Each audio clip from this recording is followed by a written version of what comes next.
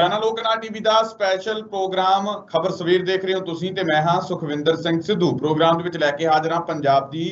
ਸਿਆਸਤ ਦੇ ਨਾਲ ਜੁੜੀਆਂ ਕੁਝ ਵੱਡੀਆਂ ਤੇ ਅਹਿਮ ਖਬਰਾਂ। ਹੁਣੇ ਵੱਡੀ ਖਬਰ ਆਈ ਹੈ ਕਿ ਕਾਂਗਰਸ ਦੇ ਅੰਦਰ ਹੁਣੇ ਵੱਡਾ ਕਲੇਸ਼ ਪੈ ਗਿਆ ਹੈ। ਕੈਪਟਨ ਅਮਰਿੰਦਰ ਸਿੰਘ ਨੂੰ ਇੱਕ ਹੋਰ ਵੱਡਾ ਜਿਹੜਾ ਝਟਕਾ ਲੱਗ ਰਿਹਾ ਹੈ, ਜਿਸ ਦੇ ਕਰਕੇ ਜਿਹੜਾ ਨਵਜੋਤ ਸਿੰਘ ਸਿੱਧੂ ਦਾ ਸੀਐਮ ਬਣਨ ਦਾ ਰਾਹ ਜਿਹੜਾ ਹੋਰ ਸਾਫ਼ ਹੁੰਦਾ ਦਿਖਾਈ ਦੇ ਰਿਹਾ ਹੈ। ਕੀ ਕਲੇਸ਼ ਪਿਆ, ਕੀ ਝਟਕਾ ਲੱਗਿਆ ਹੈ ਤੇ ਕਿਵੇਂ ਰਾਹ ਸਾਫ਼ ਹੋ ਰਿਹਾ ਸਿੱਧੂ ਲਈ, ਇਸ ਤੇ ਵੀ ਗੱਲਬਾਤ ਕਰਾਂਗੇ। ਉਸ ਤੋਂ ਬਾਅਦ ਗੱਲਬਾਤ ਕਰਾਂਗੇ ਕਿ ਅੱਜ ਸੋਨੀਆ ਗਾਂਧੀ ਦੀ ਇੱਕ ਅਹਿਮ ਮੀਟਿੰਗ ਹੈ ਤੇ ਅਹਿਮ ਫੈਸਲਾ ਜਿਹੜਾ ਵੱਡਾ ਫੈਸਲਾ ਲਿਆ ਜਾ ਸਕਦਾ। ਕਿਸ ਦੇ ਨਾਲ ਇਹ ਮੀਟਿੰਗ ਹੋਣੀ ਹੈ ਸੋਨੀਆ ਗਾਂਧੀ ਦੀ ਤੇ ਕੀ ਵੱਡਾ ਫੈਸਲਾ ਲਿਆ ਜਾ ਸਕਦਾ, ਇਹਨਾਂ ਪੂਰੀਆਂ ਖਬਰਾਂ ਤੇ ਵਿਸਥਾਰ ਪੂਰਵਕ ਚਰਚਾ ਕਰਾਂਗੇ। ਤੇ ਚਰਚਾ ਦੇ ਲਈ ਮੇਰੇ ਨਾਲ ਜੁੜੇ ਹੋਏ ਨੇ ਪ੍ਰੋਫੈਸਰ ਭੀਮਿੰਦਰ ਸਿੰਘ ਜੀ। ਸਭ ਤੋਂ ਪਹਿਲਾਂ ਸਵਾਗਤ ਕਰਦੇ ਹਾਂ ਸਰ, ਸਵਾਗਤ ਹੈ ਜੀ ਪ੍ਰੋਗਰਾਮ ਵਿੱਚ। ਬਹੁਤ ਬਹੁਤ ਸ਼ੁਕਰੀਆ, ਮਿਹਰਬਾਨੀ, ਧੰਨਵਾਦ ਸੁਖਵਿੰਦਰ ਜੀ। ਡਾਕਟਰ ਸਾਹਿਬ ਕਿਵੇਂ ਦੇਖਦੇ ਹੋ ਕਿ ਰਾਜ ਸੁਮੇਧ ਸਿੰਘ ਸੈਣੀ ਨੂੰ ਛੱਡਿਆ ਜਾਣਾ ਕੈਪਟਨ ਅਮਰਿੰਦਰ ਸਿੰਘ ਦੇ ਲਈ ਇੱਕ ਵੱਡਾ ਝਟਕਾ, ਜਿਸ ਤੋਂ ਬਾਅਦ ਹੁਣ ਕਾਂਗਰਸ ਦੇ ਅੰਦਰ ਖੜਾ ਵੱਧਦਾ ਨਜ਼ਰ ਆ ਰਿਹਾ ਹੈ, ਦੁਬਾਰਾ ਤੋਂ ਫਿਰ ਵੱਡਾ ਕਲੇਸ਼ ਛਿੜਦਾ ਨਜ਼ਰ ਆ ਰਿਹਾ ਹੈ। ਹੁਣ ਫਿਰ ਉਹੀ ਦੁਬਾਰਾ ਮੰਗ ਕਰ ਦਿੱਤੀ ਹੈ ਸੁਖਜਿੰਦਰ ਸਿੰਘ ਰੰਧਾਵਾ ਨੇ। ਕੱਲ ਪਹਿਲਾਂ ਵਿਜੀਲੈਂਸ ਦੇ ਵੱਲੋਂ ਗ੍ਰਿਫਤਾਰੀ ਪਾਈ ਗਈ ਸੀ ਪਰਸੋਂ ਰਾਤ ਨੂੰ, ਤਾਂ ਕੱਲ 11:40 ਤੇ ਉਹਨਾਂ ਨੂੰ ਆਰਡਰ ਹੋ ਗਏ ਸੁਮੇਧ ਸਿੰਘ ਸੈਣੀ ਨੂੰ ਤੁਰੰਤ ਛੱਡਣ ਦੇ। ਤਾਂ 2:05 ਤੇ ਸੁਮੇਧ ਸਿੰਘ ਸੈਣੀ ਆਪਣੇ ਘਰ ਨੂੰ ਜਿਹੜੇ ਰਵਾਨਾ ਹੋਏ ਉੱਥੇ ਪਹੁੰਚ ਗਏ ਸੀ। ਤਾਂ ਹੁਣ ਸੁਖਜਿੰਦਰ ਸਿੰਘ ਰੰਧਾਵਾ ਕੈਪਟਨ ਸਰਕਾਰ ਨੂੰ ਅਤੇ ਉਹਨਾਂ ਦੇ ਅਫਸਰਾਂ ਨੂੰ ਘੇਰੇ ਨੇ। ਉਹ ਕਹਿੰਦੇ ਨੇ ਕਿ ਇੱਕ ਤਾਂ ਜਿਹੜਾ ਚੀਫ ਵਿਜੀਲੈਂਸ ਦੇ ਚੀਫ ਨੇ, ਜਿਹੜੇ ਵਿਜੀਲੈਂਸ ਬਿਊਰੋ ਦੇ ਚੀਫ ਨੇ, ਇੱਕ ਤਾਂ ਉਹਨਾਂ ਦਾ ਅਸਤੀਫਾ ਲੈ ਲਓ, ਕਹਿੰਦੇ ਇਹਨਾਂ ਦੀ ਗਲਤੀ ਹੈ। ਤੇ ਇੱਕ ਕਹਿੰਦੇ ਦੂਜਾ ਗ੍ਰਹਿ ਸਕੱਤਰ ਦਾ ਅਸਤੀਫਾ ਲੈ ਲਓ, ਇਹਨਾਂ ਦੀ ਵੀ ਗਲਤੀ ਹੈ ਕਿਉਂਕਿ ਪੁਲਿਸ ਉਹਨਾਂ ਦੇ ਅੰਡਰ ਆਉਂਦੀ ਹੈ। ਤਾਂ ਤੀਜਾ ਕਹਿੰਦੇ ਜਿਹੜੇ ਅਤੁਲ ਨੰਦਾ ਨੇ, ਜਿਹੜੇ ਹਰ ਮੰਤਰੀ ਤੇ ਵਿਧਾਇਕ ਦੇ ਨਿਸ਼ਾਨੇ ਤੇ ਰਹਿੰਦੇ ਨੇ, ਕਹਿੰਦੇ ਉਹਨਾਂ ਦਾ ਵੀ ਅਸਤੀਫਾ ਲੈ ਲਓ। ਜਦ ਤੁਹਾਨੂੰ ਪਤਾ ਸੀ ਕਿ ਉਹਨੂੰ ਬਲੈਂਕਟ ਬੇਲ ਮਿਲੀ ਹੋਈ ਹੈ ਤਾਂ ਫਿਰ ਤੁਹਾਡਾ ਮਤਲਬ ਹੀ ਨਹੀਂ ਸੀ ਬਣਦਾ ਉਹਨਾਂ ਨੂੰ ਅਰੈਸਟ ਕਰਨ ਦਾ ਇਸ ਤਰੀਕੇ ਦੇ ਨਾਲ। ਜੇ ਕਰਨਾ ਸੀ ਸਹੀ ਤਰੀਕੇ ਨਾਲ ਕਰਦੇ ਤਾਂ ਜੋ ਸਾਡੇ ਉੱਪਰ ਜਿਹੜੇ ਹੁਣ ਲਾਲਚ ਨਾ ਲੱਗਦੇ, ਜਿਹੜੇ ਲੱਗ ਰਹੇ ਆ ਕਿ ਸਿਰਫ ਪੋਲੀਟੀਕਲ ਗ੍ਰਿਫਤਾਰੀ ਸੀ। ਇਹ ਕਿਵੇਂ ਦੇਖਦੇ ਹੋ? ਕੈਪਟਨ ਅਮਰਿੰਦਰ ਸਿੰਘ ਦੇ ਲਈ ਨਵਾਂ ਵਿਵਾਦ ਖੜਾ ਹੋ ਗਿਆ, ਨਵੀਆਂ ਮੁਸ਼ਕਲਾਂ ਜਿਹੜੀਆਂ ਖੜੀਆਂ ਹੋ ਗਈਆਂ ਨੇ। ਸੁਖਵਿੰਦਰ ਜੀ, ਇੱਕ ਕਹਾਵਤ ਹੈ, ਖੋਦਿਆ ਪਹਾੜ ਨਿਕਲਿਆ ਚੂਹਾ। ਔਰ ਕੈਪਟਨ ਸਾਹਿਬ ਵੱਲੋਂ ਤਾਂ ਆਪਣੇ ਵੱਲੋਂ ਬਹੁਤ ਕੋਸ਼ਿਸ਼ ਕੀਤੀ ਗਈ ਸੀ ਕਿ ਮੈਂ ਤਾਂ ਪਤਾ ਨਹੀਂ ਹੁਣ ਕੀ ਕਰਤਾ ਔਰ ਸੁਮੇਧ ਸੈਣੀ ਨੂੰ ਗ੍ਰਿਫਤਾਰ ਕਰਾਤਾ। ਪਹਿਲੀ ਵਾਰੀ ਇਤਿਹਾਸ ਦੇ ਵਿੱਚ ਇੱਕ ਇਤਿਹਾਸ ਮੈਂ ਸਿਰਜ ਰਿਹਾ। ਇਸ ਕਿਸਮ ਦਾ ਸੰਦੇਸ਼ ਦੇਣ ਦੀ ਕੋਸ਼ਿਸ਼ ਕੈਪਟਨ ਸਾਹਿਬ ਵੱਲੋਂ ਕੀਤੀ ਗਈ ਸੀ ਵਿਜੀਲੈਂਸ ਦੇ ਦੁਆਰਾ, ਔਰ ਉਹਨਾਂ ਨੇ ਪੂਰਾ ਆਪਣੇ ਵੱਲੋਂ ਕਾਰਵਾਈਆਂ ਕਰਕੇ ਪੂਰਾ ਖਾਸ ਤੌਰ ਤੇ ਘੋਖ ਪੜਤਾਲ ਕੀਤੀ ਗਈ ਔਰ ਵੱਖ-ਵੱਖ ਜਿਹੜੇ ਕੇਸਿਸ ਸੀਗੇ ਪੁਰਾਣੇ, ਉਹਨਾਂ ਨੂੰ ਦੁਬਾਰਾ ਜਿਹੜਾ ਹੈਗਾ ਖੰਗਾਲਿਆ ਗਿਆ ਔਰ ਉਹਨਾਂ ਦੇ ਵਿੱਚੋਂ ਫਾਈਲਾਂ ਕੱਢ ਕੇ ਨਵੀਆਂ ਤੋਂ ਨਵੀਆਂ ਗੱਲਾਂ ਕੱਢਣ ਦੀ ਕੋਸ਼ਿਸ਼ ਕੀਤੀ ਗਈ। ਪਰ ਹੋਇਆ ਕਿ ਆਪਾਂ ਨੂੰ ਵੀ ਪਤਾ ਹੈ ਕਿ ਅਦਾਲਤ ਵੱਲੋਂ, ਮਾਨਯੋਗ ਅਦਾਲਤ ਨੇ ਉਹਨਾਂ ਨੂੰ ਰਾਤ ਜਿਹੜਾ ਹੈਗਾ ਵਰਚੁਅਲ ਮੀਟਿੰਗ ਦੇ ਰਾਹੀਂ ਕਿਹਾ ਕਿ ਇੱਥੋਂ ਤੱਕ ਇਹ ਨਹੀਂ ਕਿਹਾ ਕਿ ਸਿਰਫ ਇਹਨਾਂ ਨੂੰ ਤੁਸੀਂ ਰਿਹਾ ਕਰੋ, ਇੱਥੋਂ ਤੱਕ ਕਿ ਉਹਨਾਂ ਨੇ ਕਾਂਗਰਸ ਸਰਕਾਰ ਨੂੰ ਵੀ ਔਰ ਵਿਜੀਲੈਂਸ ਨੂੰ ਵੀ ਝਾੜਾਂ ਵੀ ਪਾਈਆਂ ਨੇ ਬਕਾਇਦਾ ਤੌਰ ਤੇ ਵੀ ਤੁਸੀਂ ਕਿਸ ਬਿਨਾਹ ਦੇ ਉੱਤੇ, ਕਿਸ ਕਾਨੂੰਨ ਦੇ ਅਧੀਨ ਸੈਣੀ ਸਾਹਿਬ ਨੂੰ ਜਿਹੜਾ ਹੈਗਾ ਗ੍ਰਿਫਤਾਰ ਕੀਤਾ ਹੋਇਆ। ਸੋ ਇਸ ਕਿਸਮ ਦੀਆਂ ਗੱਲਾਂ ਜਿਹੜੀਆਂ ਨੇ ਕੱਲ ਹੋਈਆਂ ਨੇ ਔਰ ਸਾਰਾ ਦਿਨ ਜਿਹੜਾ ਹੈਗਾ ਇਹ ਮੁੱਦਾ ਜਿਹੜਾ ਹੈਗਾ ਭਖਿਆ ਰਿਹਾ। ਔਰ ਆਪਾਂ ਨੂੰ ਵੀ ਲੱਗਦਾ ਸੀਗਾ ਕਿ ਜਿਸ ਕਿਸਮ ਦੇ ਨਾਲ ਤਹਿਕੀਕਾਤ ਕੀਤੀ ਜਾ ਰਹੀ ਸੀ ਵਿਜੀਲੈਂਸ ਵੱਲੋਂ, ਉੱਥੋਂ ਹੀ ਲੱਗਦਾ ਸੀਗਾ ਕਿ ਉਹਨਾਂ ਕੋਲੇ ਸਹੀ ਸਬੂਤ ਜਿਹੜੇ ਉਹ ਨਜ਼ਰ ਨਹੀਂ ਸੀ ਆ ਰਹੇ। ਕਦੇ ਉਹਨਾਂ ਨੂੰ ਕਿਹਾ ਜਾ ਰਿਹਾ ਸੀਗਾ ਕਿ ਪੁਲਿਸ ਘੁਟਾਲੇ ਦੇ ਵਿੱਚ ਉਹਨਾਂ ਨੂੰ ਗ੍ਰਿਫਤਾਰ ਕੀਤਾ ਜਾ ਰਿਹਾ, ਕਦੇ ਕਿਹਾ ਜਾ ਰਿਹਾ ਸੀਗਾ ਕਿ ਜਿਹੜਾ ਕੋਠੀ ਦਾ ਮਸਲਾ ਹੈ ਚੰਡੀਗੜ੍ਹ ਵਾਲੀ, ਉਹਦੇ ਵਿੱਚ ਗ੍ਰਿਫਤਾਰ ਕੀਤਾ ਜਾ ਰਿਹਾ, ਕਿਤੇ ਕਿਹਾ ਜਾ ਰਿਹਾ ਸੀਗਾ ਕਿ ਮੁਲਤਾਨੀ ਕੇਸ ਜਿਹੜਾ ਹੈਗਾ ਉਹ ਖੋਲਿਆ ਜਾਏਗਾ, ਕਦੇ ਕਿਹਾ ਜਾ ਰਿਹਾ ਸੀਗਾ ਕਿ ਜਿਹੜੇ ਪੁਰਾਣੇ ਕੇਸਿਸ ਨੇ 80 ਵੇਲਿਆਂ ਦੇ ਉਹਨਾਂ ਦਾ ਜਿਹੜਾ ਹੈਗਾ ਉਹ ਸਾਰੀ ਚੀਜ਼ਾਂ ਖੋਲੀਆਂ ਜਾਣਗੀਆਂ ਦੁਬਾਰਾ। ਸੋ ਕਹਿਣ ਦਾ ਮਤਲਬ ਹੈ ਕਿ ਵਿਜੀਲੈਂਸ ਦਾ ਜਾਂ ਜਿਹੜੀ ਕਾਂਗਰਸ ਸਰਕਾਰ ਹੈ ਉਹ ਬਿਲਕੁਲ ਸਪਸ਼ਟ ਨਹੀਂ ਸੀਗੀ ਔਰ ਨਾ ਸਪਸ਼ਟ ਹੋਣ ਕਰਕੇ, ਦੁਚਿੱਤੀ ਚ ਹੋਣ ਕਰਕੇ ਜਿਹੜਾ ਹੈਗਾ ਉਹਨਾਂ ਨੂੰ ਹਾਰ ਕੀਤੀ ਜਾ ਰਹੀ ਸੀ ਕਿ ਠੀਕ ਆ ਸੁਮੇਧ ਸਿੰਘ ਸੈਣੀ ਸ਼ਿਕੰਜੇ ਚ ਨਹੀਂ ਸੀ ਆ ਰਹੇ। ਸੁਮੇਧ ਸਿੰਘ ਸੈਣੀ ਨੂੰ ਹੁਣ ਫੜ ਲਿਆ ਗਿਆ ਸੀ ਤੇ ਉਮੀਦ ਕੀਤੀ ਜਾ ਰਹੀ ਸੀ ਕਿ ਬਹਿਬਲ ਕਲਾਂ ਕੋਟਕਪੂਰਾ ਗੋਲੀकांड ਦੇ ਵਿੱਚ ਵੀ ਪੁੱਛਗਿੱਛ ਹੋ ਸਕਦੀ ਹੈ, ਕਿਉਂਕਿ ਵਾਰ-ਵਾਰ SIT ਇਹ ਗੱਲ ਕਹਿੰਦੀ ਰਹੀ ਕਿ ਸਾਨੂੰ ਸੁਮੇਧ ਸਿੰਘ ਸੈਣੀ ਪੁੱਛਗਿੱਛ ਕਰਨ ਦੇ ਲਈ ਸਾਡੇ ਕੋਲੇ ਆਉਂਦੇ ਤਾਂ ਜ਼ਰੂਰ ਨੇ, ਸਾਡੀ ਜਿਹੜੀ ਇਨਵੈਸਟੀਗੇਸ਼ਨ ਜੁਆਇਨ ਜ਼ਰੂਰ ਕਰਦੇ ਨੇ, ਪਰ ਜਿਹੜੇ ਸਾਨੂੰ ਚੰਗੇ ਤਰੀਕੇ ਦੇ ਨਾਲ ਕੋਆਪਰੇਟ ਨਹੀਂ ਕਰਦੇ ਸੁਮੇਧ ਸਿੰਘ ਸੈਣੀ, ਸਾਨੂੰ ਚੰਗੇ ਤਰੀਕੇ ਦੇ ਨਾਲ ਜਵਾਬ ਸੁਮੇਧ ਸਿੰਘ ਸੈਣੀ ਨਹੀਂ ਦਿੰਦੇ। ਤਾਂ ਹੁਣ ਉਮੀਦ ਕੀਤੀ ਜਾ ਰਹੀ ਸੀ ਕਿ ਸੁਮੇਧ ਸਿੰਘ ਸੈਣੀ ਦੀ ਗ੍ਰਿਫਤਾਰੀ ਹੋ ਗਈ ਹੈ, ਰਿਮਾਂਡ ਮਿਟ ਜਾਏਗਾ ਤੇ ਹੋ ਸਕਦਾ ਕਿ ਉਹਨਾਂ ਕੇਸਾਂ ਦੇ ਵਿੱਚ ਵੀ ਇਨਸਾਫ ਵੱਲ ਨੂੰ ਵਧਿਆ ਜਾ ਸਕਦਾ ਹੈ। ਪਰ ਹੋਇਆ ਕੀ ਹੋਇਆ, ਉਸਦੇ ਬਿਲਕੁਲ ਹੀ ਉਲਟ। ਤੇ ਉਹੀ ਜਿਹੜੀ ਤੁਸੀਂ ਗੱਲ ਕੀਤੀ ਖੋਦਿਆ ਪਹਾੜ ਨਿਕਲਿਆ ਚੂਹਾ ਤੇ ਸੁਮੇਧ ਸਿੰਘ ਸੈਣੀ ਨੂੰ ਰਿਮਾਂਡ ਵਾਸਤੇ ਲੈ ਕੇ ਗਏ ਕਿ ਆਗੇ ਤੋਂ ਪੁੱਛਗਿੱਛ ਕਰਨੀ ਆ, ਤੇ ਉੱਥੋਂ ਹੀ ਸੁਮੇਧ ਸਿੰਘ ਸੈਣੀ ਨੂੰ ਅਦਾਲਤ ਨੇ ਹੁਕਮ ਕਰਤਾ ਕਿ ਭਾਈ ਤੁਸੀਂ ਆਪਣੇ ਘਰ ਜਾ ਸਕਦੇ। ਹਾਂ ਬਿਲਕੁਲ ਇਹੀ ਕਾਰਨ ਹੈ ਕਿ ਜਿਹੜਾ ਦੇਖੋ ਜਦੋਂ ਕੋਈ ਸਰਕਾਰਾਂ ਇਦਾਂ ਦਾ ਸਟੈਪ ਲੈਂਦੀਆਂ ਨੇ ਤਾਂ ਉਹ ਪੱਕੇ ਪੈਰੀ ਹੋ ਕੇ ਲੈਂਦੀਆਂ ਨੇ। ਜਦੋਂ ਵੀ ਕਿਤੇ ਇਸ ਤਰ੍ਹਾਂ ਦੀਆਂ ਗ੍ਰਿਫਤਾਰੀਆਂ ਹੋਈਆਂ ਨੇ ਪਿਛਲੇ ਸਮੇਂ ਦੇ ਵਿੱਚ ਤਾਂ ਪਹਿਲਾਂ ਵਿਜੀਲੈਂਸ ਜਿਹੜੀ ਹੈਗੀ ਆ ਸਬੂਤਾਂ ਦੇ ਆਧਾਰ ਦੇ ਉੱਤੇ ਬਕਾਇਦਾ ਇੱਕ ਛਾਣਬੀਣ ਕਰਦੀ ਹੈ ਔਰ ਉਹਨਾਂ ਦੇ ਆਧਾਰ ਦੇ ਉੱਤੇ ਜਿਹੜਾ ਹੈਗਾ ਅਦਾਲਤ ਦੇ ਵਿੱਚ ਜਾਂਦੀ ਹੈ। ਸੋ ਇੱਥੇ ਕੀ ਹੋ ਰਿਹਾ ਕਿ ਇੱਥੇ ਸਬੂਤਾਂ ਦੀ ਬਹੁਤ ਵੱਡੀ ਘਾਟ ਸੀਗੀ। ਸਗੋਂ ਆਪਾਂ ਨੂੰ ਵੀ ਪਤਾ ਹੈ ਕਿ ਸੁਮੇਧ ਸੈਣੀ ਜੀ ਪਹਿਲਾਂ ਹੀ ਆਪਣੀ ਜਿਹੜੀ ਹੈਗੀ ਹੈ ਜ਼ਮਾਨਤ ਉਹ ਕਰਵਾ ਚੁੱਕੇ ਸੀਗੇ ਅਦਾਲਤ ਕੋਲੋਂ। ਸੋ ਇਸ ਉਹਦੇ ਵਿੱਚ ਉਹਨਾਂ ਨੂੰ ਇਹ ਨਹੀਂ ਸੀ ਚਾਹੀਦਾ ਕਿ ਸਿੱਧੇ ਤੌਰ ਤੇ ਅਦਾਲਤ ਦੇ ਵਿੱਚ ਪੇਸ਼ ਕੀਤਾ ਜਾਣਾ ਉਹਨਾਂ ਨੂੰ ਜਾਂ ਗ੍ਰਿਫਤਾਰ ਕੀਤੇ ਜਾਣਾ। ਉਹਨਾਂ ਨੂੰ ਹਜੇ ਚਾਹੀਦਾ ਸੀਗਾ ਕਿ ਪਹਿਲਾਂ ਸਬੂਤ ਇਕੱਠੇ ਕਰਨੇ ਚਾਹੀਦੇ ਸੀਗੇ। ਜਿੰਨੀ ਦੇਰ ਤੁਹਾਡੇ ਕੋਲੇ ਪੁਖਤਾ ਸਬੂਤ ਨਹੀਂ ਹੈਗੇ ਉਨੀ ਦੇਰ ਅਦਾਲਤ ਤੁਹਾਡੇ ਉੱਤੇ ਮਤਲਬ ਵਿਸ਼ਵਾਸ ਕਿਵੇਂ ਕਰੇਗੀ। ਸੋ ਇਸ ਕਰਕੇ ਜਿਵੇਂ ਸੁਖੀ ਰੰਧਾਵਾ ਜੀ ਕਹਿ ਰਹੇ ਨੇ ਕਿ ਇਹਦੇ ਨਾਲ ਸਰਕਾਰ ਦੀ ਬਹੁਤ ਵੱਡੀ ਬੇਇੱਜ਼ਤੀ ਹੋਈ ਹੈ, ਕੈਪਟਨ ਸਾਹਿਬ ਦੀ ਬੇਇੱਜ਼ਤੀ ਹੋਈ ਹੈ, ਤਾਂ ਮੈਨੂੰ ਲੱਗਦਾ ਹੈ ਕਿ ਜੋ ਸੁਖੀ ਰੰਧਾਵਾ ਨੇ ਬਿਆਨ ਦਿੱਤਾ ਹੈ ਕਿ ਇਹਦੇ ਨਾਲ ਚਾਹੇ ਅਤੁਲ ਨੰਦਾ ਜੀ ਨੇ ਜਾਂ ਹੋਰ ਜਿਹੜੇ ਵਿਜੀਲੈਂਸ ਦੇ ਅਧਿਕਾਰੀ ਨੇ ਜਿਨ੍ਹਾਂ ਨੇ ਸਬੂਤ ਇਕੱਠੇ ਕਰਨ ਦੇ ਵਿੱਚ ਜਾਂ ਉੱਥੇ ਜਿਹੜੀ ਉਹਨਾਂ ਦੀ ਪੇਸ਼ਕਾਰੀ ਹੋਣੀ ਸੀ ਅਦਾਲਤ ਦੇ ਵਿੱਚ ਉਹਦੇ ਵਿੱਚ ਕਿਤੇ ਨਾ ਕਿਤੇ ਉਹਨਾਂ ਦੀ ਅਣਗਹਿਲੀ ਰਹੀ ਹੈ, ਘਾਟ ਰਹੀ ਹੈ, ਕਮੀ ਰਹੀ ਹੈ। ਸਵਾਲ ਉੱਠਦੇ ਹੈ ਕਿ ਜੇਕਰ ਤੁਹਾਡੇ ਮੰਤਰੀ ਤੇ ਵਿਧਾਇਕ ਭਰੋਸਾ ਨਹੀਂ ਜਤਾ ਰਹੇ ਜੀ ਅਤੁਲ ਨੰਦਾ ਦੇ ਉੱਪਰ ਜਾਂ ਹੋਰ ਅਫਸਰਾਂ ਦੇ ਉੱਪਰ, ਜੇ ਉਹ ਅਫਸਰ ਤੇ ਅਤੁਲ ਨੰਦਾ ਜਿਹੜੇ ਆ ਤੁਹਾਨੂੰ ਕੇਸ ਜਿੱਤ ਕੇ ਦੇ ਨਹੀਂ ਰਹੇ, ਇੱਕ ਤੋਂ ਬਾਅਦ ਇੱਕ ਕੇਸ ਤੁਸੀਂ ਹਾਰ ਰਹੇ ਹੋ, ਅਹਿਮ ਤੋਂ ਅਹਿਮ ਕੇਸ ਇੱਕ ਤੋਂ ਬਾਅਦ ਇੱਕ ਜਿਹੜਾ ਕੇਸ ਤੁਸੀਂ ਹਾਰ ਰਹੇ ਹੋ, ਇਹ ਜਿਹੜੇ ਅਹਿਮ ਕੇਸ ਨੇ ਉਹਨਾਂ ਦੇ ਵਿੱਚ ਏਜੀ ਅਤੁਲ ਨੰਦਾ ਜਿਹੜੇ ਜਾ ਕੇ ਪੇਸ਼ ਨਹੀਂ ਹੁੰਦੇ, ਬਾਹਰੋਂ ਤੁਸੀਂ ਦਿੱਲੀ ਤੋਂ ਲੱਖਾਂ ਕਰੋੜਾਂ ਰੁਪਇਆ ਦੇ ਕੇ ਜਿਹੜਾ ਉੱਥੋਂ ਤੁਸੀਂ ਪੇਸ਼ ਹੋਣ ਦੇ ਲਈ ਵਕੀਲ ਲੈ ਕੇ ਆਉਂਦੇ ਹੋ, ਤਾਂ ਫਿਰ ਅਤੁਲ ਨੰਦਾ ਦਾ ਫਾਇਦਾ ਕੀ ਹੈ ਜੇ ਤੁਹਾਡਾ ਅਹਿਮ ਕੇਸ ਲੜ ਨਹੀਂ ਸਕਦਾ, ਉਧਰ ਮੈਡੀਕਲ ਲੀਵ ਤੇ ਚਲੇ ਜਾਂਦਾ ਤੇ ਜਿਹੜਾ ਲੜਦਾ ਹੈ ਉਹਦੇ ਵਿੱਚ ਹਾਰ ਕੇ ਉਹ ਬਾਹਰ ਆ ਜਾਂਦਾ। ਜੇ ਤੁਹਾਡੇ ਕਿਸੇ ਕੰਮ ਦਾ ਹੀ ਨਹੀਂ, ਤੁਹਾਡੇ ਵਿਧਾਇਕ ਤੇ ਮੰਤਰੀ ਕਹਿ ਰਿਹਾ ਕਿ ਸਾਡੇ ਕਿਸੇ ਕੰਮ ਦਾ ਹੀ ਨਹੀਂ, ਇਹਨੂੰ ਹਟਾਓ, ਤੇ ਫਿਰ ਕੈਪਟਨ ਅਮਰਿੰਦਰ ਸਿੰਘ ਦੀ ਮਜਬੂਰੀ ਕੀ ਹੈ ਜਿਹੜਾ ਅਤੁਲ ਨੰਦਾ ਨੂੰ ਜਿਹੜਾ ਹਟਾਇਆ ਨਹੀਂ ਜਾ ਰਿਹਾ।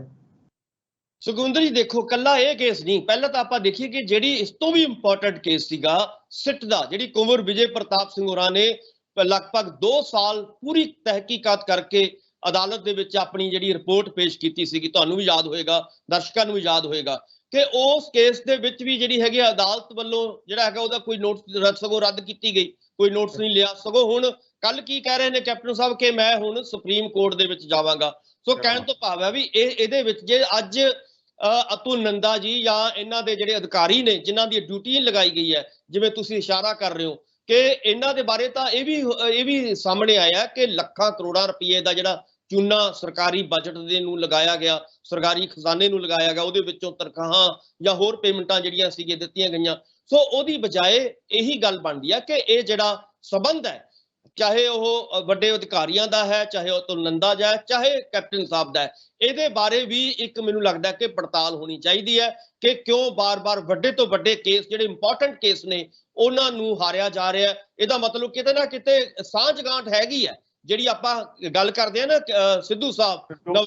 ਬਾਰ-ਬਾਰ ਗੱਲ ਕਰਦੇ ਨੇ 75-25 ਇਹਨਾਂ ਦੀ ਅਕਾਲੀ ਦਲ ਔਰ ਕਾਂਗਰਸ ਖਾਸ ਤੌਰ ਤੇ ਕੈਪਟਨ ਸਾਹਿਬ ਦੀ ਜਿਹੜੀ ਸਾਂਝ ਹੈ, ਮਿਲੀ ਭੁਗਤ ਹੈ, ਉਹਦੇ ਵਿੱਚ ਜਿਹੜੀ ਹੈਗੀ ਹੈ ਇੱਕ ਤਹਿਕੀਕਾਤ ਵੀ ਜਿਹੜੀ ਹੈਗੀ ਅੱਜ ਪੰਜਾਬ ਦੇ ਲੋਕ ਮੰਗ ਕਰ ਰਹੇ ਨੇ ਕਿ ਇਹ ਤਹਿਕੀਕਾਤ ਹੋਣੀ ਚਾਹੀਦੀ ਹੈ। ਕਿਉਂ ਬਾਰ-ਬਾਰ ਕੈਪਟਨ ਸਾਹਿਬ ਹਰ ਕੇਸ ਜਿਹੜੇ ਨੇ ਕੋਈ ਵੀ ਕੇਸ ਦਿਖਾ ਦੇਣ ਅੱਜ ਤੱਕ ਉਹਨਾਂ ਨੇ 4.5 ਸਾਲ ਦੇ ਵਿੱਚ ਜਿਹੜਾ ਲੋਕਾਂ ਦੇ ਨਾਲ ਸੰਬੰਧ ਰੱਖਦਾ ਹੋਵੇ, ਲੋਕਾਂ ਦੀਆਂ ਜਿਹੜੀਆਂ ਭਾਵਨਾਵਾਂ ਦੇ ਨਾਲ ਜੁੜਿਆ ਹੋਵੇ ਔਰ ਉਹਨਾਂ ਨੇ ਜਿਹੜਾ ਹਾਈ ਕੋਰਟ ਦੇ ਵੱਲੋਂ ਜਿਹੜਾ ਇੱਕ ਫੈਸਲਾ ਦਿੱਤਾ ਗਿਆ ਸੀਗਾ, ਜਿਹੜੀ ਜਾਂਚ ਰਿਪੋਰਟ ਖਾਰਜ ਕੀਤੀ ਗਈ ਸੀ, ਉਸ ਦੇ ਸਬੰਧ ਦੇ ਵਿੱਚ ਵੀ 4.5 ਮਹੀਨਿਆਂ ਤੋਂ ਬਾਅਦ ਜਿਹੜਾ ਸੁਪਰੀਮ ਕੋਰਟ ਦਾ ਰੁਖ ਕੀਤਾ ਗਿਆ 4.5 ਮਹੀਨਿਆਂ ਦੇ ਬਾਅਦ, ਤੇ ਹੁਣ ਇਹ ਵੀ ਗੱਲ ਕਹੀ ਜਾ ਰਹੀ ਹੈ ਕਿ ਬਣਨਾ ਕਹਿੰਦੇ ਉਧਰੋਂ ਵੀ ਕੁਝ ਨਹੀਂ, ਜਿਹੇ ਜਿਹੇ ਹਾਲਾਤ ਬਣੇ ਹੋਏ ਆ, ਜਿਹੇ ਜੀ ਅਤੁਲ ਨੰਦਾ ਵਰਗੀ ਟੀਮ ਸਰਕਾਰ ਖੜੀ ਉੱਥੇ ਕਰਦੀ ਆ ਕੋਰਟ ਦੇ ਵਿੱਚ ਲਿਜਾ ਕੇ, ਤਾਂ ਬਣਨਾ ਕਹਿੰਦੇ ਉਧਰੋਂ ਵੀ ਕੁਝ ਨਹੀਂ। ਤੇ ਕਹਿੰਦੇ ਸਿਰਫ ਜਿਹੜੀ ਸੁਮੇਧ ਸਿੰਘ ਸੈਣੀ ਦੀ ਗ੍ਰਿਫਤਾਰੀ ਹੋਈ ਇਹ ਵੀ ਪੋਲੀਟੀਕਲ ਤੌਰ ਤੇ ਬਚਣ ਦੇ ਲਈ, ਹੁਣ ਜਿਹੜੇ ਉਧਰ ਚੁਣੌਤੀ ਦਿੱਤੀ ਗਈ ਆ ਫੈਸਲੇ ਨੂੰ ਉਹ ਵੀ ਉਧਰ ਪੋਲੀਟੀਕਲ ਜਿਹੜੇ ਤੌਰ ਤੇ ਬਚਣ ਦੇ ਲਈ, ਜਿਹੜੀ ਆਪਣੀ ਸਿਆਸੀ ਜ਼ਮੀਨ ਖੁੱਸਦੀ ਜਾ ਰਹੀ ਆ ਉਹਨੂੰ ਬਚਾਉਣ ਦੇ ਲਈ ਇਹ ਕੁਝ ਗੱਲਾਂ ਕਰ ਰਹੇ ਆ। ਕਿਵੇਂ ਦੇਖਦੇ ਹੋ ਜੇ ਤੁਸੀਂ ਜਾਣਾ ਹੀ ਆ ਦੂਜੇ ਦਿਨ ਚਲੇ ਜਾਓ, 10 ਦਿਨਾਂ ਬਾਅਦ ਚਲੇ ਜਾਓ, 15 ਦਿਨਾਂ ਬਾਅਦ ਚਲੇ ਜਾਓ, ਵੱਧ ਤੋਂ ਵੱਧ ਮਹੀਨੇ ਬਾਅਦ ਚਲੇ ਜਾਓ, ਤੁਸੀਂ 4.5 ਮਹੀਨਿਆਂ ਬਾਅਦ ਜਾ ਰਹੇ ਹੋ ਉੱਥੇ ਚੁਣੌਤੀ ਦੇਣ ਲਈ ਫੈਸਲੇ।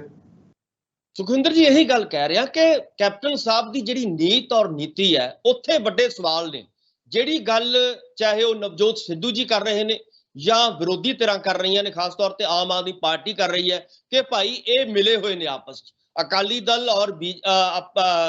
ਕਾਂਗਰਸ ਔਰ ਖਾਸ ਤੌਰ ਤੇ ਕੈਪਟਨ ਸਾਹਿਬ। ਜਦੋਂ ਉਹਨਾਂ ਦੇ ਪਿਛਲਾ ਅਸੀਂ ਸਬੰਧ ਦੇਖਦੇ ਹਾਂ ਔਰ 4.5 ਸਾਲਾਂ ਦੀ ਉਹਨਾਂ ਦੀ ਕਾਰਗੁਜ਼ਾਰੀ ਦੇਖਦੇ ਹਾਂ, ਉੱਥੋਂ ਤਾਂ ਇਹੀ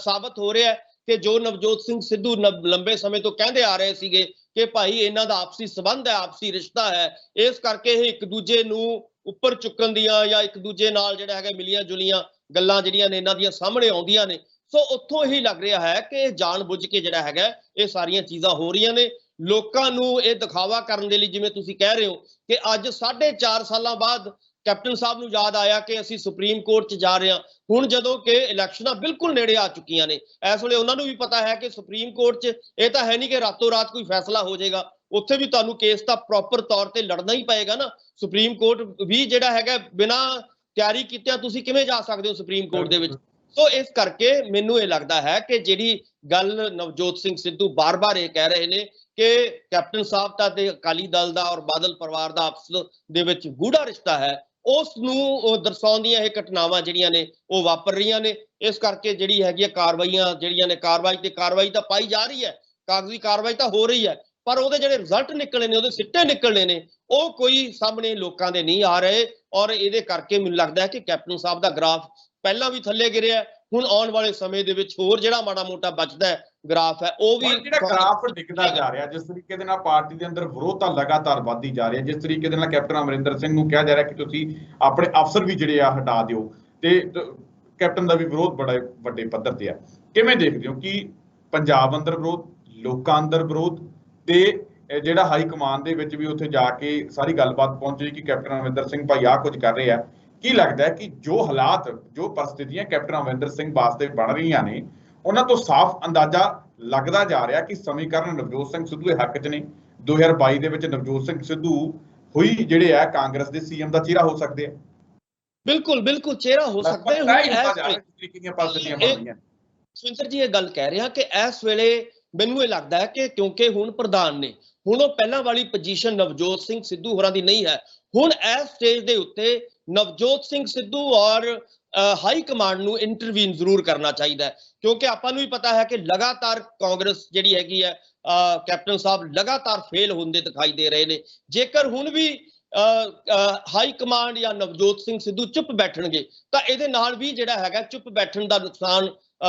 ਨਵਜੋਤ ਸਿੰਘ ਸਿੱਧੂ ਨੂੰ ਹੋ ਸਕਦਾ ਹੈ। ਪਰ ਹੁਣ ਕਿਉਂਕਿ ਪ੍ਰਧਾਨ ਨੇ ਉਹ, ਔਰ ਹੁਣ ਉਹਨਾਂ ਕੋਲ ਇੱਕ ਟੀਮ ਹੈ, ਉਹਨਾਂ ਦੇ ਆਪਣੇ ਜਿਹੜੇ ਨੇ ਨਾਲ ਸਲਾਹਕਾਰ ਵੱਡੀ ਗਿਣਤੀ ਦੇ ਵਿੱਚ 10 ਘੱਟੋ ਘੱਟ 10 ਬੰਦਿਆਂ ਦੀ ਟੀਮ ਉਹਨਾਂ ਕੋਲ ਹੈਗੀ ਹੈ, ਤਾਂ ਹੁਣ ਲਾਜ਼ਮੀ ਤੌਰ ਤੇ ਇਹਨਾਂ ਮੁੱਦਿਆਂ ਦੇ ਉੱਤੇ, ਜਿਹੜੇ ਮੁੱਦਿਆਂ ਦੇ ਉੱਤੇ ਕੈਪਟਨ ਸਾਹਿਬ ਫੇਲ ਹੋ ਰਹੇ ਨੇ, ਚਾਹੇ ਉਹ ਕੱਲ ਦਾ ਮੁੱਦਾ ਹੋਵੇ, ਚਾਹੇ ਸਿੱਟ ਵਾਲਾ ਮਸਲਾ ਹੋਵੇ, ਤਾਂ ਇਹਨਾਂ ਮੁੱਦਿਆਂ ਦੇ ਉੱਤੇ ਇੰਟਰਵੀਨ ਕਰਕੇ ਆਪਣੀ ਕੋਈ ਨਾ ਕੋਈ ਜਿਹੜੀ ਹੈਗੀ ਆ ਆਪਣਾ ਜਿਹੜਾ ਹੈਗਾ ਕੋਈ ਨਾ ਕੋਈ ਜਿਹੜਾ ਉਹ ਸਿੱਟਾ ਕੱਢਿਆ ਉਹਨਾਂ ਨੇ, ਜੋ ਕਹਿਣਾ ਚਾਹੁੰਦੇ ਨੇ, ਜੋ ਬਿਆਨ ਦੇਣਾ ਚਾਹੁੰਦੇ ਨੇ, ਉਹ ਉਹਨਾਂ ਨੂੰ ਅੱਗੇ ਆਉਣਾ ਚਾਹੀਦਾ ਹੈ। ਔਰ ਪੰਜਾਬ ਦੇ ਲੋਕਾਂ ਦੀ ਨਬਜ਼ ਪਛਾਣਨੀ ਚਾਹੀਦੀ ਹੈ। ਪੰਜਾਬ ਦੇ ਲੋਕ ਇਸ ਵੇਲੇ ਇਹੀ ਮੰਗ ਕਰਦੇ ਨੇ ਕਿ ਇਹ ਬੁਨਿਆਦੀ ਮੁੱਦੇ ਨੇ, ਚਾਹੇ ਸਿੱਟ ਦਾ ਮੁੱਦਾ ਹੋਵੇ, ਚਾਹੇ ਪਿਛਲੇ ਦਿਨਾਂ ਦੇ ਵਿੱਚ ਬਰਗਾੜੀ ਕਾਂਡ ਹੋਵੇ, ਕੋਟਕਪੂਰਾ ਗੋਲੀ ਕਾਂਡ ਹੋਵੇ, ਚਾਹੇ ਆਪਾਂ ਨੂੰ ਵੀ ਪਤਾ ਹੈ ਕਿ ਸੁਮੇਧ ਸੈਣੀ ਹੋਰਾਂ ਦਾ ਮਸਲਾ ਵੀ ਜਿਹੜਾ ਹੈਗਾ ਗੰਭੀਰ ਮਸਲਾ ਸੀਗਾ, ਔਰ ਉਸ ਮਸਲੇ ਦੇ ਬਾਰੇ ਵੀ ਜਿਹੜਾ ਹੈਗਾ ਨਵਜੋਤ ਸਿੰਘ ਸਿੱਧੂ ਹੋਰਾਂ ਨੂੰ ਅੱਜ ਬੋਲਣਾ ਚਾਹੀਦਾ। ਅੱਜ ਉਹਨਾਂ ਦੇ ਜਿਹੜੇ ਹੈਗੇ ਬਿਆਨ ਆ ਕੇ, ਤਾਂ ਹੀ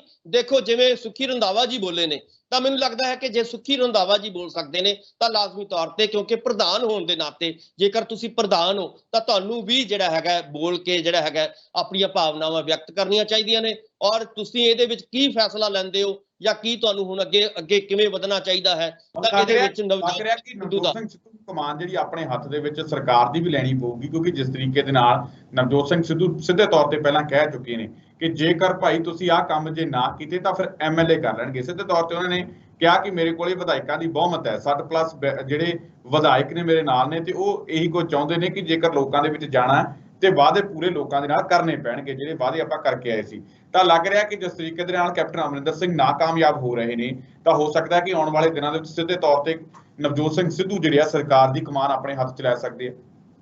ਦੇਖੋ, ਜੇਕਰ ਹਾਈ ਕਮਾਂਡ ਦਾ ਉੱਤੋਂ ਇਸ਼ਾਰਾ ਆਉਂਦਾ ਹੈ, ਇਹ ਗੱਲ ਤਾਂ ਹੀ ਵਾਪਰੇਗੀ ਜੇਕਰ ਹਾਈ ਕਮਾਂਡ ਚਾਹੁੰਦੀ ਹੈ। ਹਾਈ ਕਮਾਂਡ ਨੂੰ ਵੀ ਮੈਨੂੰ ਲੱਗਦਾ ਕਿ ਇਸ ਵੇਲੇ ਪੰਜਾਬ ਦੇ ਲੋਕਾਂ ਦੀ ਨਬਜ਼ ਪਛਾਣਨੀ ਚਾਹੀਦੀ ਹੈ। ਪੰਜਾਬ ਦੇ ਲੋਕ ਇਦਾਂ ਦੀ ਕੋਈ ਢਿੱਲਮ ਢਿੱਲੀ ਕਾਰਵਾਈ ਨਹੀਂ ਚਾਹੁੰਦੇ। ਪੰਜਾਬ ਦੇ ਲੋਕ 18 ਨੁਕਾਤੀ ਜਿਹੜੇ ਪ੍ਰੋਗਰਾਮ ਦਿੱਤੇ ਹੋਏ ਆ ਉਹਨਾਂ ਨੂੰ ਹੱਲ ਕਰਦਾ ਹੋਇਆ ਦੇਖਣਾ ਚਾਹੁੰਦੇ ਨੇ, ਉਹਨਾਂ ਦੇ ਉੱਤੇ ਕੋਈ ਕਾਰਵਾਈ ਹੋਈ ਦੇਖਣਾ ਚਾਹੁੰਦੇ ਨੇ। ਇਸ ਕਰਕੇ ਨਵਜੋਤ ਸਿੰਘ ਸਿੱਧੂ ਦਾ ਵੀ ਇੱਕ ਫਰਜ਼ ਬਣਦਾ ਹੈ ਕਿ ਹਾਈ ਕਮਾਂਡ ਜੇਕਰ ਇਸ਼ਾਰਾ ਕਰਦੀ ਹੈ, ਜਿਵੇਂ ਤੁਸੀਂ ਕਹਿ ਰਹੇ ਹੋ, ਕਿਉਂਕਿ ਆਉਣ ਵਾਲੇ ਦਿਨਾਂ ਦੇ ਵਿੱਚ ਵਿਧਾਨ ਸਭਾ ਸੈਸ਼ਨ ਬਹੁਤ ਜਲਦੀ ਆਉਣਾ ਹੈ। ਸੋ ਇਸ ਕਰਕੇ ਜੇਕਰ ਵਿਧਾਨ ਸਭਾ ਸੈਸ਼ਨ ਦੇ ਵਿੱਚ ਕੋਈ ਵੱਡੀ ਕਾਰਵਾਈ ਹੁੰਦੀ ਹੈ ਤਾਂ ਲਾਜ਼ਮੀ ਤੌਰ ਤੇ ਇਹਦੇ ਨਾਲ ਨਵਜੋਤ ਸਿੰਘ ਸਿੱਧੂ ਹੋਰਾਂ ਦਾ ਕੱਦ ਜਿਹੜਾ ਹੈਗਾ ਵਧੇਗਾ। ਔਰ ਜਿਵੇਂ ਆਪਾਂ ਨੂੰ ਪਤਾ ਹੈ ਕਿ 4.5 ਸਾਲ ਹੋ ਗਏ ਔਰ ਕਾਰਜਸ਼ੈਲੀ ਕੈਪਟਨ ਸਾਹਿਬ ਦੀ ਕੋਈ ਤਬਦੀਲੀ ਜਿਹੜੀ ਹੈਗੀ ਆ ਉਹਦੇ ਵਿੱਚ ਨਜ਼ਰ ਨਹੀਂ ਆ ਰਹੀ। ਔਰ ਇਸ ਕਰਕੇ ਮੈਨੂੰ ਲੱਗਦਾ ਹੈ ਕਿ ਨਵਜੋਤ ਸਿੰਘ ਸਿੱਧੂ ਜਿੰਨੀ ਛੇਤੀ ਕੋਈ ਇਹਦੇ ਵਿੱਚ ਇੰਟਰਵੀਨ ਕਰ ਲੈਣਗੇ, ਜਿੰਨੀ ਛੇਤੀ ਦਖਲਅੰਦਾਜ਼ੀ ਉਹਨਾਂ ਦੀ ਹੋਏਗੀ ਤਾਂ ਉਹਦੇ ਨਾਲ ਕਾਂਗਰਸ ਦਾ ਉਹਨਾਂ ਫਾਇਦਾ ਹੈ। ਜੇਕਰ ਲੇਟ ਹੁੰਦਾ ਹੈ,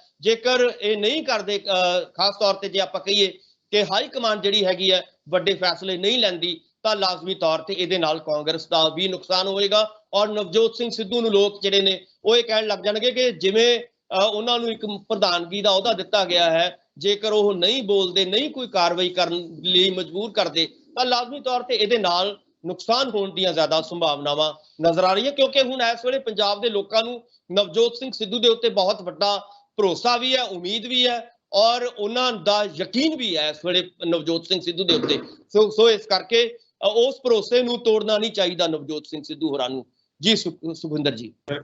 ਤਾਂ ਜਾਨੀ ਮੰਨ ਸਕਦੇ ਹਾਂ ਕਿ ਜਿਸ ਤਰੀਕੇ ਦੇ ਨਾਲ ਨਵਜੋਤ ਸਿੰਘ ਸਿੱਧੂ ਉੱਪਰ ਲੋਕਾਂ ਨੂੰ ਉਮੀਦਾਂ ਨੇ, ਪਾਰਟੀ ਨੂੰ ਵੀ ਉਮੀਦਾਂ ਨੇ, ਕੈਪਟਨ ਅਮਰਿੰਦਰ ਸਿੰਘ ਨਾਕਾਮਯਾਬ ਹੋ ਰਹੇ ਨੇ, ਤਾਂ ਤੈਅ ਮੰਨਿਆ ਜਾ ਰਿਹਾ ਕਿ 2022 ਦੇ ਵਿੱਚ ਕਾਂਗਰਸ ਦਾ ਜਿਹੜਾ ਸੀਐਮ ਦਾ ਚਿਹਰਾ ਨਵਜੋਤ ਸਿੰਘ ਸਿੱਧੂ ਹੀ ਜਿਹੜੇ ਹੋ ਸਕਦੇ ਆ। ਤਾਂ ਅਗਲੀ ਖਬਰ ਦੀ ਆਪਾਂ ਗੱਲਬਾਤ ਕਰੀਏ।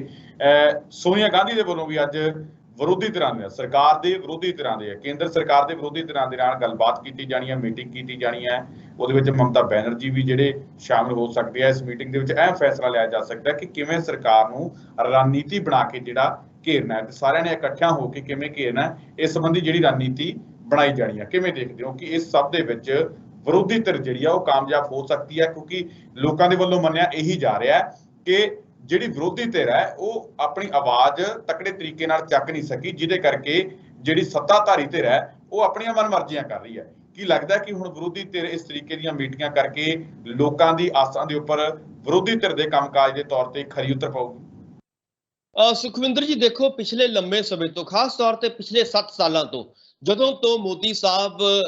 ਸੱਤਾ 'ਚ ਆਏ ਨੇ, ਕੇਂਦਰ ਦੀ ਸੱਤਾ ਦੇ ਵਿੱਚ, ਉਦੋਂ ਤੋਂ ਲੈ ਕੇ ਹੁਣ ਤੱਕ ਵਿਰੋਧੀ ਧਿਰ ਜਿਹੜੀ ਹੈਗੀ, ਖਾਸ ਤੌਰ ਤੇ ਆਪਾਂ ਜੇ ਕਾਂਗਰਸ ਦੀ ਗੱਲ ਕਰੀਏ, ਸੈਂਟਰ ਦੀ ਕਾਂਗਰਸ ਦੀ, ਤਾਂ ਉਸ ਦੀ ਜਿਹੜੀ ਕਾਰਵਾਈ ਹੈ ਉਸ ਕਿਸਮ ਦੀ ਨਹੀਂ ਰਹੀ